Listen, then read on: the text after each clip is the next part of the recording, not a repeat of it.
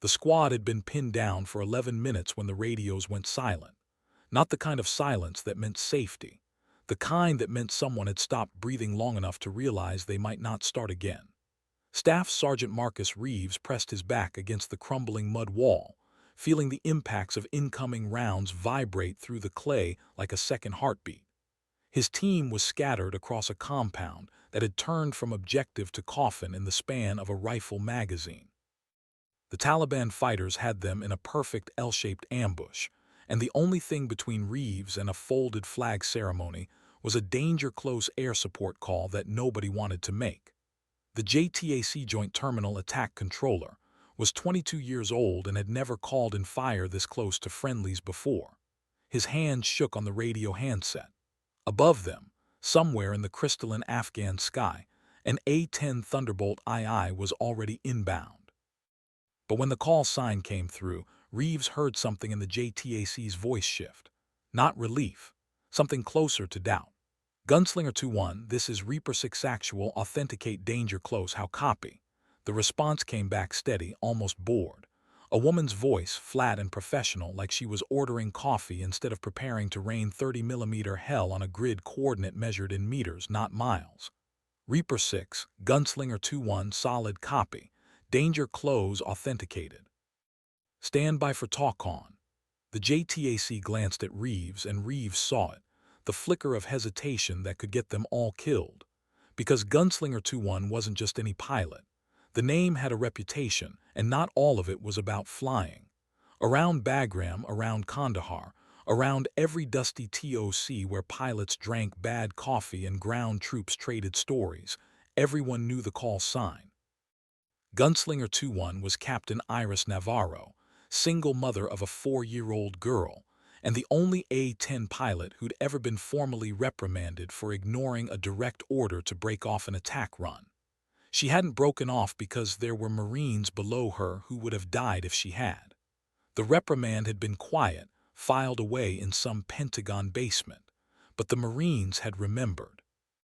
Now, as the world compressed into muzzle flashes and dust, and the wet sound of someone screaming for a medic they didn't have, Reeves realized he was about to find out if the stories were true. The A-10 made no sound as it approached. That was the thing people never understood until they'd been underneath one. The Warthog didn't roar in like an F-16 or shriek like a jet. It just appeared, low and ugly and impossibly slow, like something that had crawled out of a nightmare where physics didn't matter anymore. The first thing Reeves saw was the long snout housing the GAU-8 Avenger, a rotary cannon so large the aircraft had essentially been built around it. 7 barrels, each capable of spitting 30mm depleted uranium rounds at a rate of 65 per second. The A-10 itself was a gray-green bruiser, twin engines mounted high on the fuselage to keep them away from ground fire, straight wings designed for loitering, not speed. It looked like something designed by someone who hated beauty and loved survival.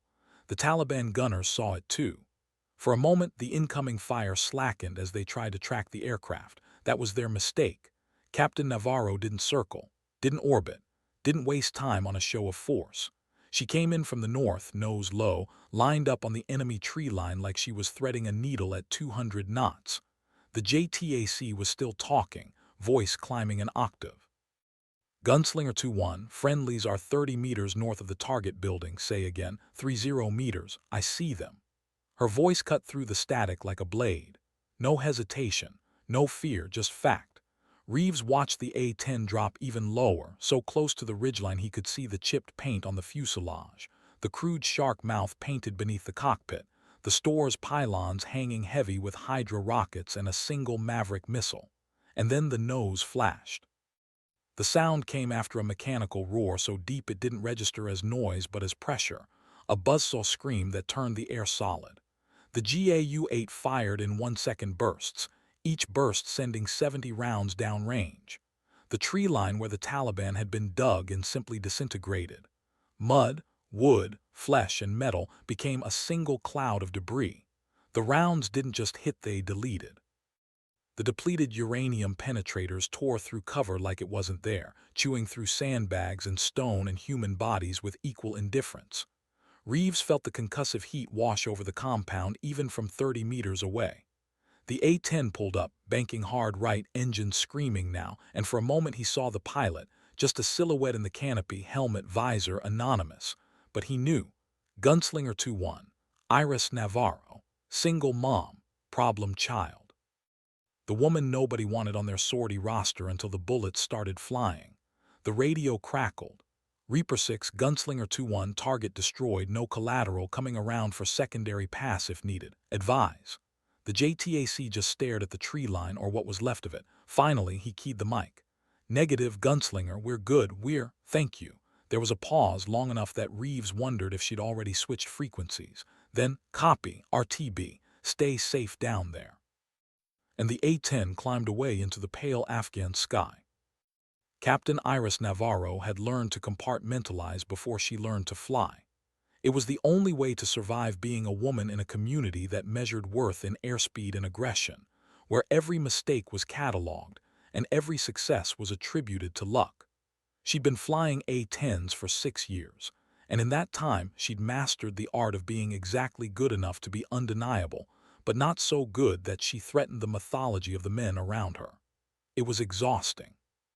But she was tired in ways that had nothing to do with flying. Her daughter, Leela, was 4 years old and living with Iris's mother in Tucson. Iris hadn't seen her in 3 months. Every video call was a small knife wound, watching Leela's face light up, then dim when she realized Mommy wasn't coming home tonight either. The divorce had been finalized 2 years ago. Her ex-husband, a logistics officer who'd never deployed, had made it clear that he couldn't handle being married to someone who loved their jet more than their family. He wasn't entirely wrong, but he also wasn't around when the Taliban had pinned down a patrol, and Iris had to decide between following orders to stay clear and saving 8 lives. She'd chosen the lives. The reprimand had been worth it. Now, as she flew back toward Bagram, she ran through the post-flight checklist with mechanical precision. Fuel state, good. Weapons, expended. Aircraft systems, green. Paperwork, inevitable. She hated the paperwork, loved the flying, loved the moment when the world compressed into throttle, stick, and trigger, when everything else, Leela's face, the empty apartment, the weight of being constantly evaluated, faded into the clean simplicity of physics and firepower. Her wingman, a lieutenant named Kolb, came up on the frequency. Nice shooting, Gunslinger. Iris didn't respond immediately. Kolb was competent, eager, 26 years old, and absolutely certain that he was going to be a fighter pilot someday, despite the fact that he was currently flying a jet designed in the 1970s that could barely break 300 knots. He meant well, but his praise always felt like it came with an asterisk. Just doing the job, she said finally. Yeah, but you did it clean. That was danger close. I don't know if I could have taken that shot. Now that was interesting, Kolb admitting doubt. She almost smiled. You would have, she said. You just would have thought about it longer. Thinking's good, though, keeps you from screwing up. Thinking's good until it gets someone killed. Silence on the radio. Then Kolb again, quieter now.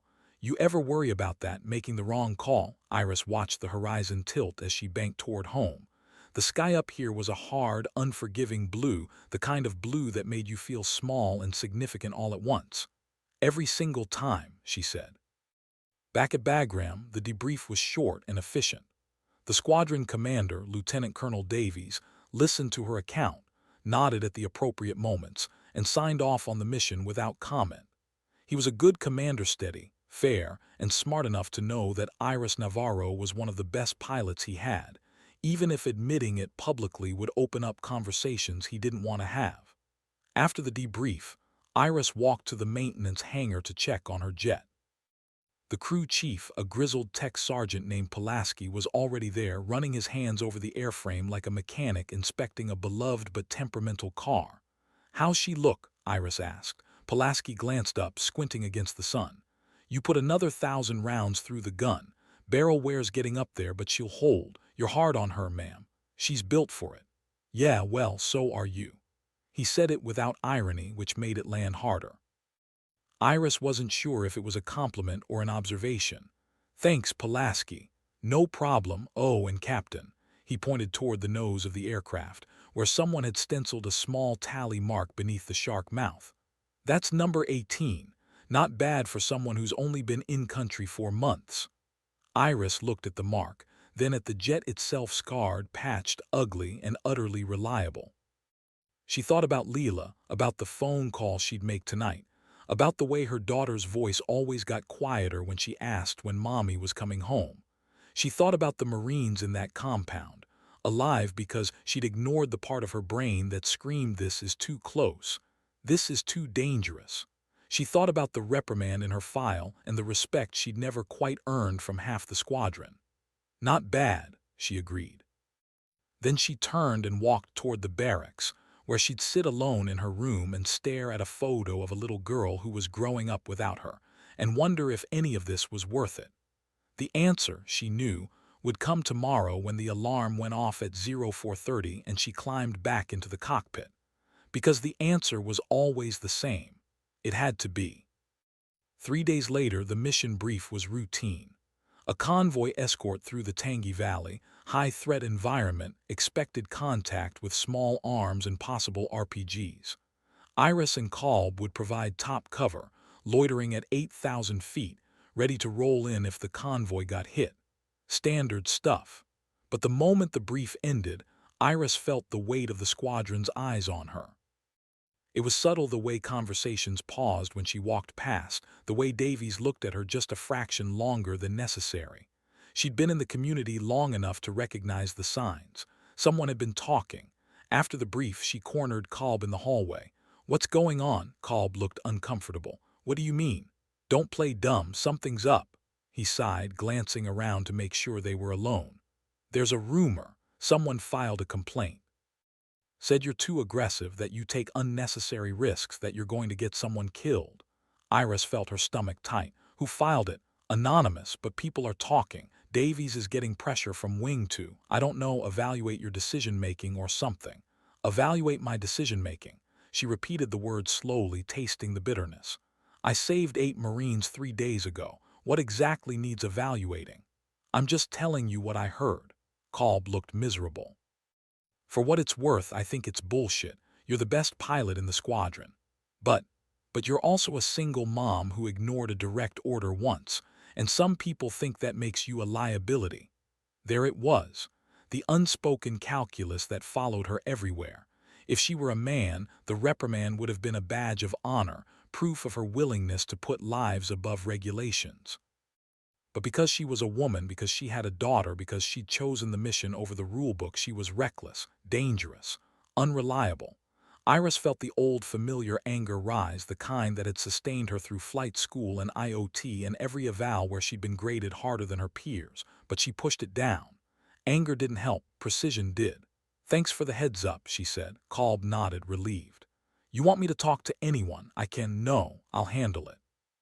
She walked away before he could say anything else. She had a convoy to protect.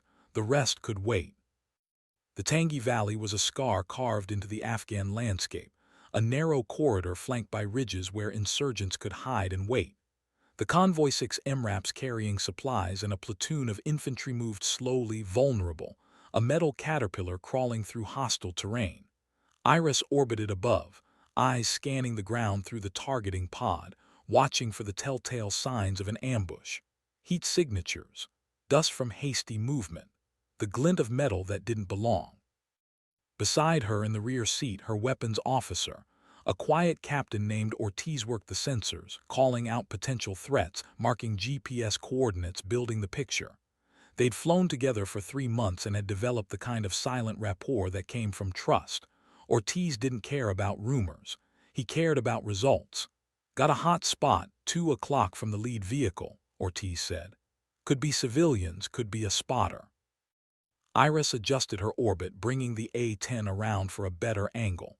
The targeting pod zoomed in, revealing 3 men on a ridgeline, one holding something that might have been a radio. "Reaper 7, Gunslinger 2-1, we have 3 MAMs on the ridge, approximately 400 meters east of your position. Advise if you want us to make a show of force pass." The convoy commander's voice came back tense. Gunslinger Reaper 7 stand by. We're trying to confirm if they're locals or the explosion cut him off. The lead MRAP erupted in a geyser of flame and smoke, the blast wave rippling outward, flipping the vehicle onto its side. IED. Big one. Buried deep. The convoy skidded to a halt, vehicles swerving, soldiers spilling out, taking cover, trying to establish a perimeter while the burning MRAP crackled and hissed. And then the ridgeline came alive. Muzzle flashes, dozens of them stitching the road with fire. The ambush had been perfectly timed, perfectly executed. The convoy was trapped. Iris didn't wait for clearance. She rolled in, nose dropping, throttles forward, the A-10 accelerating into a shallow dive. The world tilted, the ridgeline growing larger in her canopy, the men there suddenly small and fragile. Ortiz was already talking, feeding her coordinates, ranges, friendlies marked in her HUD. Friendlies are 200 meters south, repeat, 200 meters south. You are clear hot on the ridge. Iris squeezed the trigger. The GAU-8 roared and the ridgeline exploded. The Taliban fighters didn't stand a chance. The first burst caught them in the open, 30mm rounds tearing through rock and flesh with equal brutality. The second burst walked across their firing positions, erasing them from existence. Iris pulled up hard, the G-forces pressing her into the seat, the A-10 groaning as it climbed. Below, the surviving insurgents were scattering, trying to flee into the ravines and caves that honeycombed the valley. But Iris wasn't done. She came around again, lower this time, Kolb on her wing, the two A-10s working in tandem like wolves isolating prey. Kolb took the eastern flank, his Hydra rockets screaming off the rails, impacting in tight clusters that sent plumes of smoke into the air. Iris focused on the stragglers, the ones trying to regroup near a cluster of boulders. She marked them with the targeting pod, locked the Maverick missile, and fired. The missile dropped away, motor igniting, accelerating toward the target with mathematical certainty. Impact. The boulders ceased to exist. The radio was chaos, now wounded being evacuated. QRF inbound, medevac called, the convoy commander trying to establish order. But beneath the chaos, Iris heard something else. Relief. Gratitude. The kind that only came when someone had looked death in the face and been yanked back. Gunslinger 2-1, Reaper 7, we are clear, threat neutralized, you are cleared off target, thank you, seriously thank you. Iris didn't respond immediately. She was watching the valley, making sure there were no secondary threats, no follow-up attack. Satisfied, she keyed the mic. Reaper 7, Gunslinger 2-1, glad we could help. Stay safe down there. And then she climbed away, Kolb tucked in beside her, two ugly jets painted in fatting gray-green, carrying pilots who had just rewritten the outcome of what should have been a massacre. Ortiz in the backseat let out a long breath. Hell of a day. Yeah. You think Davies is still going to evaluate your decision-making after this? Iris almost smiled. Probably, because that was how it worked. The mission would be filed, the after-action report would be written, and somewhere in a TOC or a headquarters or a conference room thousands of miles away, someone would look at what she'd done and ask if it had been necessary, if it had been safe, if she'd followed procedure. And the answer would be no, not really, but the convoy had gone home alive, and that had to count for something. It had to. That night, Iris sat alone in her quarters, staring at her laptop screen. Leela's face filled the monitor, pixelated but unmistakable dark curls, wide brown eyes, a gap-toothed smile that could break your heart and put it back together in the same breath. Mommy, when are you coming home? The question was inevitable, had been inevitable since the call started, but it still landed like a punch. Iris forced herself to smile. Soon, baby, just a few more weeks. You said that last time. I know. I'm sorry. Leela looked down, playing with something off-screen. Iris's mother, visible in the background, gave her a sympathetic look but said nothing. This was between mother and daughter, and no amount of grandmotherly intervention could make it easier. Are you safe, Mommy? The question caught Iris off guard. Leela had never asked that before. Yeah, baby, I'm safe, I promise. Grandma says you fly planes and help people. That's right. Like a superhero. Iris felt her throat tight. Not a superhero, just someone doing their job. But you help people who are in trouble. Yes. Then you're a superhero. And there it was, The impossible weight of being loved by someone who couldn't understand what you did, only that you did it somewhere else, somewhere dangerous, somewhere far away. Iris wanted to explain that she wasn't a superhero, that she was just a pilot who made hard choices and lived with the consequences. That she was tired and scared and wondered constantly if she was failing as a mother. But Leela was 4 years old and still believed that the world made sense, and Iris wasn't going to be the one to ruin that. I love you, baby. I love you too, Mommy. Come home soon. I will. The call ended. Iris closed the laptop and sat in the dark, listening to the low rumble of jets taking off in the distance. She thought about the convoy, about the soldiers who'd gone home because she'd been there.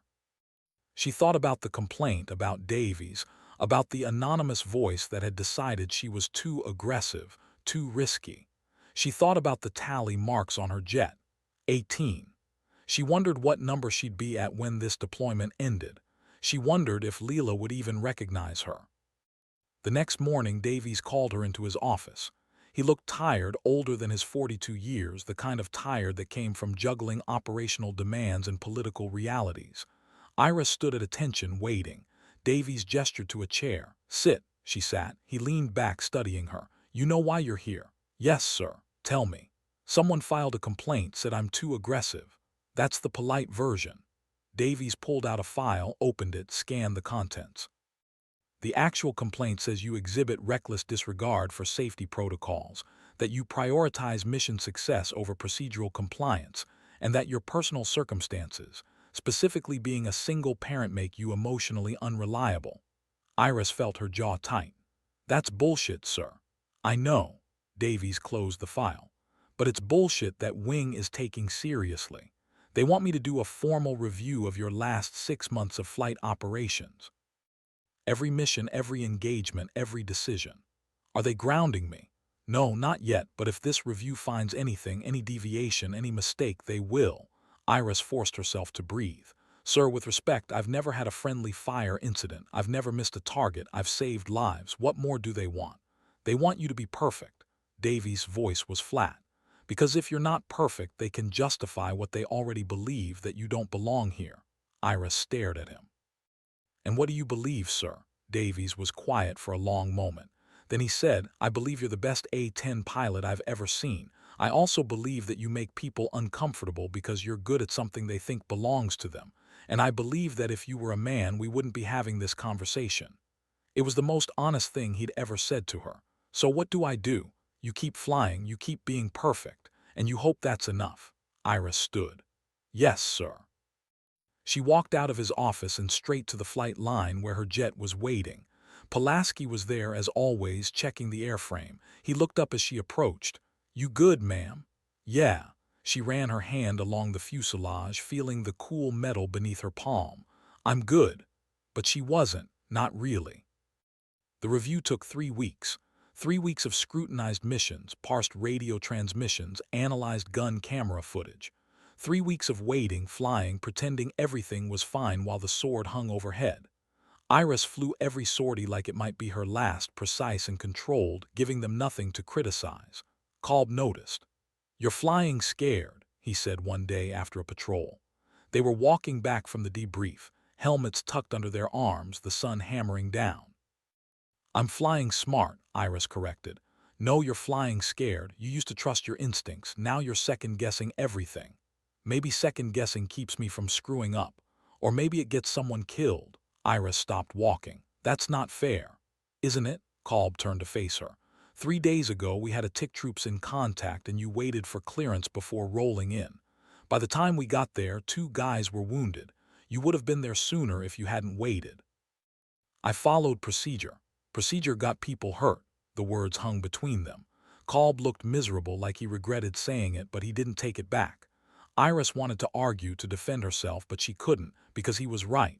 She had hesitated, she had waited, and people had paid the price. I can't afford mistakes, she said quietly. None of us can, but you're so worried about not screwing up that you're not doing what you do best, trusting yourself. He walked away, leaving her standing alone in the dust and heat, wondering when exactly she'd stopped being a pilot and started being a liability. That night she called her mother. Leela was already asleep, but her mother stayed on the line, listening as Iris tried to explain what was happening without breaking down. "They're reviewing everything," Iris said. "Every flight, every decision, and I don't know if I'm going to survive it." "You'll survive," her mother said firmly. "You always do." "What if I don't? What if they ground me? What if—" "Then you come home and you figure out what's next and you keep being Leela's mom. That's what matters."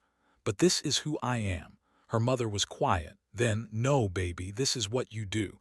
Who you are is Leela's mom. Don't forget that." Iris ended the call feeling worse than before. The answer came on a Tuesday. Davies called her into his office again. This time there was someone else there, a colonel from Wing, a woman with silver hair and a face carved from stone. Davies made the introductions. "Captain Navarro, this is Colonel Brennan. She's here to discuss the review findings." Iris saluted. Brennan returned it, then gestured for her to sit. "I'm not going to waste your time, Captain. The review found no procedural violations. Your flying is exemplary. Your decision-making under pressure is sound. By every measurable standard, you're an outstanding pilot." Iris waited for the but. It came. "But the complaint raised concerns about your judgment that can't be captured in a review, specifically whether your personal circumstances create a conflict of interest that affects your risk assessment. With respect, ma'am, my personal circumstances are irrelevant to my job performance." "Are they?" Brennan leaned forward. "You're a single mother. You have a young child. Every time you strap into that jet, you're making a choice between your mission and your family. That's not a criticism, it's a fact. And some people believe that conflict compromises your ability to make clear decisions." Iris felt her anger rising, hot and sharp. "Some people, or you?" Brennan smiled, cold and thin. "Me. I think you're one of the best pilots in this squadron. I also think you're being held to a standard that no one else is, and I think that's unfair." Iris blinked.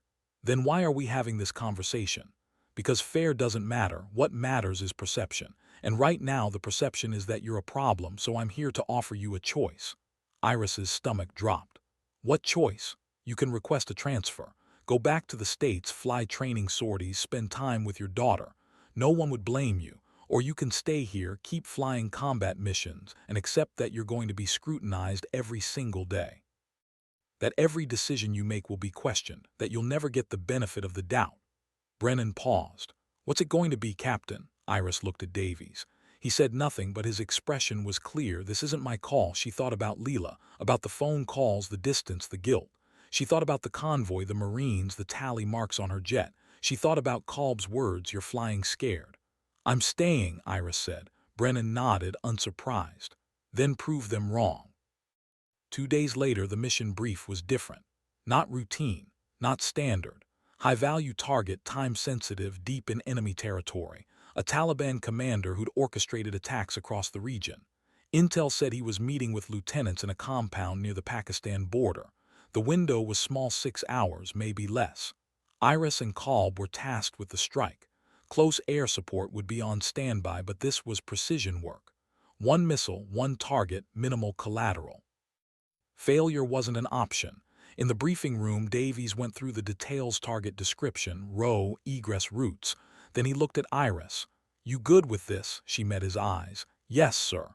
This one's going to be watched by everyone, you understand?" "Yes, sir," he nodded. "Then go make it happen."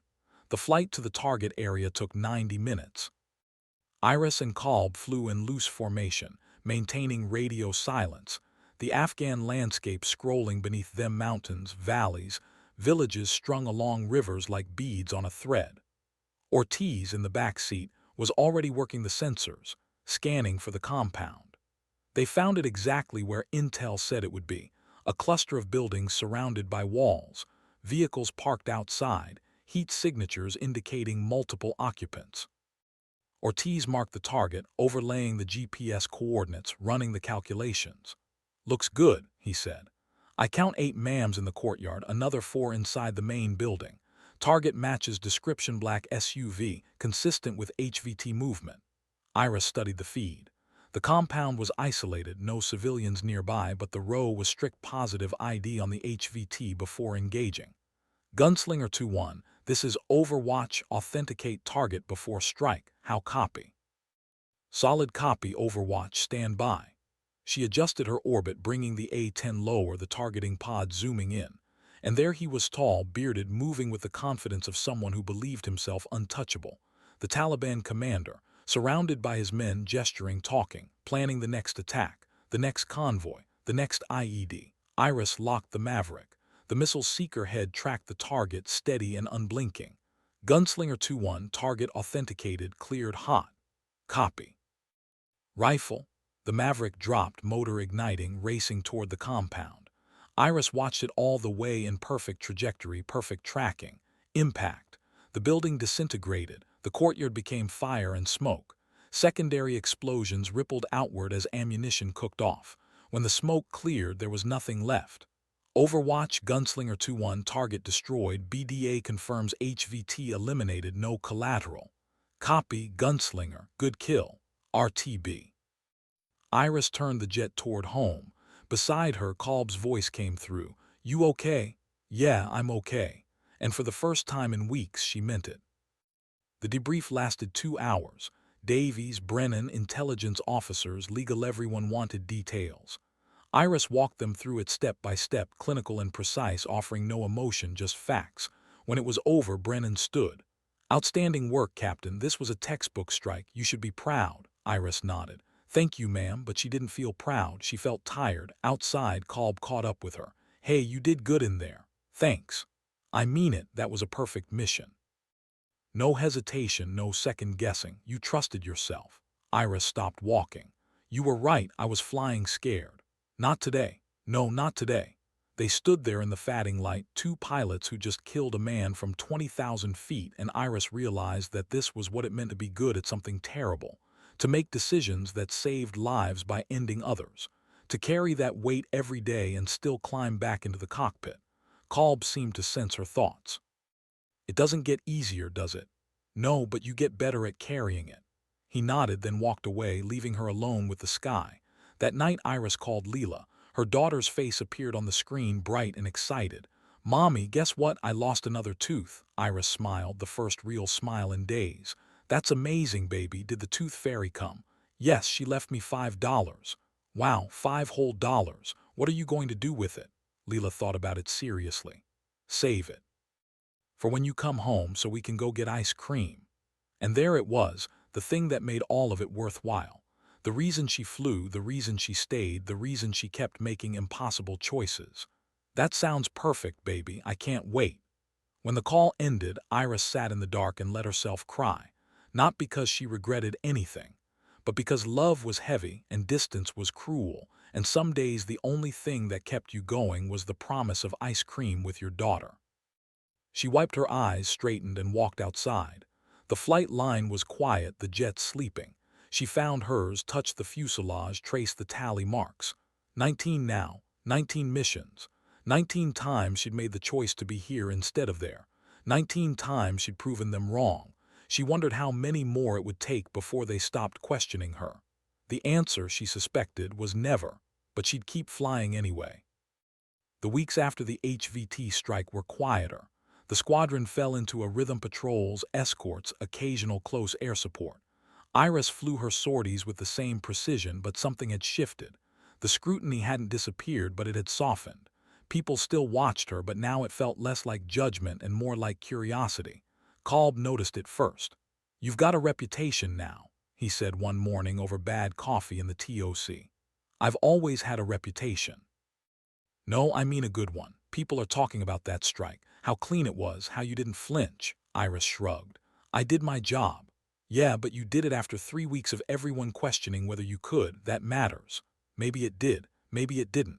Iris had stopped caring what people thought somewhere around the 15th mission. She cared about the work, about the soldiers on the ground, about Leela. The rest was noise. But the noise got louder when Davies called another briefing. This time the room was full, not just pilots, but infantry officers, intelligence, even a few NGO liaisons. Something big. Davies stood at the front, a map of Afghanistan projected behind him. Listen up. We've got a situation. A medical convoy was ambushed 6 hours ago near the Korangal Valley. 3 vehicles disabled, multiple wounded, and they're pinned down by a significant enemy force. QRF is inbound but won't arrive for another 2 hours. They need air support now and the terrain's too dangerous for fast movers. It's an A-10 mission. He paused, scanning the room. Gunslinger 2-1, Gunslinger 2-2, you're up. Wheels up in 20 minutes. Iris felt the familiar tightness in her chest, not fear exactly, but the weight of what was about to happen. 20 minutes. No time for second guessing. No time for anything except the mission. She stood, grabbed her gear, and headed for the flight line. Kolb fell in beside her. Koringal Valley, he muttered. Of course it's the Koringal. The Koringal was legendary for all the wrong reasons: narrow, heavily forested, surrounded by mountains that channeled enemy fire into perfect kill zones. It was where good plans went to die and helicopters became targets. Flying close air support there meant threading the needle while someone shot at you. You nervous? Iris asked. Kolb grinned. Terrified, you. Always. But she kept walking, helmet tucked under her arm, ready to do it anyway. Because that was the job. The flight to the Koringal took 40 minutes. Iris and Kolb cruised at 15,000 feet above the worst of the terrain while Ortiz worked the sensors, scanning for the convoy. The valley was a dark green slash cutting through the mountains, rivers glinting like silver threads, villages scattered along the ridges. Beautiful and deadly. Gunslinger 2-1, this is Reaper A Tactual, how copy? The convoy commander's voice was tight, strained. Iris keyed the mic. Operate Gunslinger 2-1, solid copy. Inbound your location. ETA 5 minutes. Copy, Gunslinger. Advise we are taking effective fire from multiple positions: North Ridge, East Ridge, and a tree line approximately 200 meters west of our position. We have 4 urgent surgical, 2 priority, and we're running low on ammo. We need you now. Roger, Reaper 8, we're coming. Iris pushed the throttles forward, descending into the valley, the mountains rising on either side like walls. The sun was low, casting long shadows, turning the forest into a patchwork of light and darkness, perfect for ambushes. Ortiz found the convoy 3 MRAPs clustered together, smoke rising from one, soldiers taking cover behind the vehicles, muzzle flashes strobing from the ridges. The enemy had them in a textbook ambush, high ground on 3 sides, no cover, no escape. I've got the North Ridge, Iris said. Kolb, take the east. We'll work our way to the tree line after. Copy. Iris rolled in, nose dropping, screaming toward the North Ridge. The targeting pod tracked, painting the enemy positions. Clusters of fighters dug into the rocks, PKM machine guns, RPGs. She squeezed the trigger. The GAU-8 roared and the ridge exploded. Rocks, dirt, bodies, everything became a cloud of destruction. She pulled up hard, the G-forces crushing her into the seat, then came around for another pass. Below, the convoy was fighting back. Soldiers pouring fire into the tree line, but they were outnumbered and outgunned. Kolb rolled in on the East Ridge, his rockets impacting in tight clusters, shredding the enemy positions. But the fighters kept coming, pouring out of the forest like ants. Iris realized with cold certainty that this wasn't just an ambush. It was a planned assault. The enemy wanted the convoy dead. Reaper 8, Gunslinger 2-1, how many enemy do you estimate? Gunslinger, we're counting at least 40, maybe more. They're not breaking off. 40. Against 20 wounded soldiers with limited ammo. The math was brutal. Iris made the call. Reaper 8, we're going to suppress the tree line, danger close. Recommend you pull your perimeter back to the vehicles. Copy, pulling back now. Iris came in low, so low she could see the individual trees, the flash of movement between them. She fired, the GAU-8 walking a line through the forest, chewing through wood and flesh. Behind her, Kolb followed, rockets screaming in. The tree line became fire, but it wasn't enough.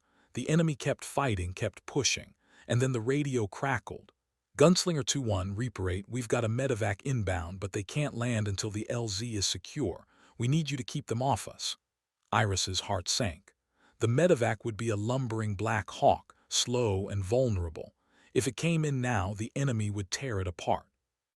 Reaper 8 negative, LZ is still hot, recommend medevac hold until Gunslinger, we've got a soldier bleeding out. If the bird doesn't land in the next 5 minutes, he's dead. Iris looked at the valley, at the ridges, at the forest that still bristled with enemy fighters. 5 minutes. It might as well have been 5 hours, but she didn't have a choice. Copy, Reaper 8, we'll make it happen. She turned to Kolb. We're going to clear that LZ, whatever it takes. The next 10 minutes were the longest of Iris's life. She and Kolb worked in tandem, rolling in on every enemy position they could find, expending rockets, cannon rounds, everything. The valley became a hellscape of fire and smoke, the A-10s screaming overhead like avenging angels. Ortiz fed her targets, calling out coordinates, marking threats, his voice steady even as the world fell apart. Contact West Ridge, 200 meters from the LZ. Got it. Iris rolled in, fired, pulled up. The ridge went silent. Contact treeline heavy weapons. On it. Kolb took the shot, rockets impacting in a line. The treeline erupted. But the enemy kept coming, kept fighting, because they knew if they broke off now they'd never get another chance. And then the medevac appeared, a Black Hawk, low and slow, its rotors thumping against the air. Iris's stomach twisted. Dustoff 3-2, Gunslinger 2-1. LZ is not secure. Repeat, not secure. Recommend you hold. Gunslinger, Dustoff 3-2, we're coming in. We don't have time to wait. Iris swore under her breath, then keyed the mic. Copy, Dustoff, we'll cover you. She rolled in again, this time directly over the convoy, flying so low she could see the faces of the soldiers below, could see the wounded being dragged toward the LZ. The Black Hawk descended, rotors kicking up dust, the crew chiefs leaning out with their rifles, scanning for threats. And that's when the enemy opened up. Tracer rounds lanced toward the helicopter, bright lines of fire cutting through the air. The pilots jinked, trying to evade, but they were too slow, too vulnerable. Iris didn't think. She dropped even lower, putting her A-10 between the helicopter and the enemy fire, drawing the rounds onto herself. The jet shuddered as bullets stitched across the fuselage, alarms screaming, but she held the line, firing continuously, walking the GAU-8 across every enemy position she could see. Kolb was on her wing doing the same, both of them pouring fire into the valley. The Black Hawk landed. Soldiers rushed forward, loading the wounded, the crew chiefs shouting, waving them on. 10 seconds, 20, 30. And then the helicopter lifted off, rotors straining, climbing fast, banking away toward safety. Iris pulled up, the A-10 groaning, every system redlined. Kolb's voice crackled through. You good? Yeah, you. Hanging in there. Low, the convoy was moving again, the soldiers fighting their way toward the extraction point. The QRF would be there soon. They'd make it. The mission was done. Iris turned the jet toward home, hands shaking, adrenaline fatting, leaving only exhaustion. Ortiz in the backseat was quiet then. That was insane. Yeah. You know you're going to get written up for that, right? Flying that low in that fire. Iris smiled, tired and grim. Let them write me up. Everyone made it out. And that was all that mattered. The debrief was chaos. Davies wanted every detail twice. Brennan flew in from wing headquarters, stone-faced and silent. The medevac pilots gave their account, the convoy commander gave his, and through it all Iris sat and answered questions, trying not to think about the fact that her jet had taken 17 bullet holes and she'd probably used up a lifetime's worth of luck. When it was over, Brennan pulled her aside. That was reckless. Iris met her eyes. That was necessary. You put yourself between a helicopter and enemy fire. You could have been shot down. But I wasn't. This time. Brennan looked at her for a long moment. You know what's going to happen, don't you? They're going to give you a medal, and then they're going to use it as proof that you're too aggressive, that you take unnecessary risks, that you're exactly what the complaint said you were. Iris felt the weight of it settle on her shoulders. So what do you want me to do? Not save people. I want you to understand that no matter what you do, some people will never see you as anything other than a problem, and you need to decide if you can live with that. Iris thought about Leela, about the convoy, about the tally marks on her jet, 20 now. 20 times she'd made impossible choices and lived with the consequences. I can live with it, she said. Brennan nodded. Then keep doing what you're doing, just be careful. She walked away, leaving Iris standing alone. Davies approached, hands in his pockets. You did good, Navarro. Thank you, sir. I mean it, that convoy's alive because of you. He paused. You know they're talking about putting you up for a Silver Star. I don't need a medal, sir. I know, but you're getting one anyway. He smiled, tired and genuine. Take the win, Captain. You earned it. Iris nodded, but she didn't feel like she'd won anything. She felt like she'd survived another day in a job that demanded perfection and punished anything less. That night she called Leela. Her daughter's face filled the screen, bright and full of life. Mommy, I made a picture for you. Let me see. Leela held up a crayon drawing a plane, a stick figure with curly hair, a big yellow sun. "That's you," Leela said, pointing to the stick figure. "Flying your plane, and that's me waiting for you to come home." Iris felt tears prick her eyes. "That's beautiful, baby. I'm going to keep it forever. Promise? Promise." When the call ended, Iris stared at the screen, at her daughter's face frozen in a smile, and made herself a different promise. She'd keep flying. She'd keep saving people. And no matter what anyone said, she'd prove that being a mother didn't make her weak. It made her stronger, because she had something worth coming home to. The Silver Star ceremony was held 3 weeks later in the main hangar at Bagram. Iris stood at attention in her dress blues, the hot sun beating down through the open bay doors, while a general she'd never met read a citation full of words like valor and selflessness and devotion to duty. She barely heard it.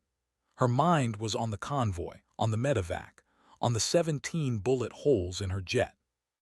Pulaski had patched them, of course, cursing under his breath about pilots who treated aircraft like they were invincible, but the scars were still there, small, puckered wounds in the aluminum skin. When the general pinned the medal to her chest, the gathered crowd applauded. Iris saw Davies in the front row, saw Kolb grinning, saw Ortiz standing at the back with his arms crossed, nodding once. And in the back corner, barely visible, she saw Brennan. The colonel didn't applaud, didn't smile. Just watched, her expression unreadable. After the ceremony, people came up to shake her hand. Pilots, crew chiefs, infantrymen who'd heard the story and wanted to meet the pilot who'd flown into hell to save a medevac. Iris smiled, thanked them, and felt like a fraud. Because medals didn't erase the complaint, didn't erase the review, didn't erase the fact that half the people in the room still thought she was too aggressive, too risky, too much of a problem. Later, when the crowd had dispersed, Kolb found her. "You okay?" "Yeah. You don't look okay," Iris sighed. I keep waiting for the other shoe to drop, for someone to say the medal doesn't matter, that I'm still under scrutiny, that I need to prove myself all over again." "You know what the problem is," Kolb said. "You're trying to win a game that's rigged. You can be perfect and they'll still find something wrong, so stop trying to make them happy. Just do your job." "That's easy for you to say. You're not the one they're watching." "True, but you're also not the one they're scared of. They're scared because you're good, because you make them look bad by comparison, so keep being good. Eventually they'll run out of excuses." Iris wanted to believe him, but she'd been fighting this fight too long to think it would ever be that simple. That night, she walked to the flight line, found her jet, and stood beneath the wing. Pulaski was there, as always, running a final check before the next day's sorties. He looked up when she approached. "You know, ma'am, most people celebrate getting a medal by drinking bad whiskey and telling lies. You come hang out with the jet." "I like the jet." "Yeah, I noticed." He gestured to the fuselage. "She's ready to go, patched her up good as new. Well, good as old, whatever." Iris ran her hand along the nose, over the shark mouth, the tally marks. 20. "Thanks, Pulaski." "Don't mention it." He paused. "For what it's worth, ma'am, I've been a crew chief for 18 years. I've worked on jets flown by cowboys, hot dogs, and people who had no business being in a cockpit. And you're the best pilot I've ever seen. Don't let anyone tell you different." Iris felt something loosen in her chest. "Thanks. Now go get some sleep. You've got a mission tomorrow." She nodded and walked back toward the barracks, the medal heavy on her chest, the stars heavy overhead. Tomorrow there'd be another mission, another chance to prove herself, another chance to make impossible choices. And maybe, eventually, the day would come when she didn't have to prove anything anymore, when she could just be Captain Iris Navarro, A-10 pilot, mother, someone who did her job and went home. But that day wasn't today. So she'd keep flying, keep fighting, keep carrying the weight, because that's what pilots did, that's what mothers did, and she was both.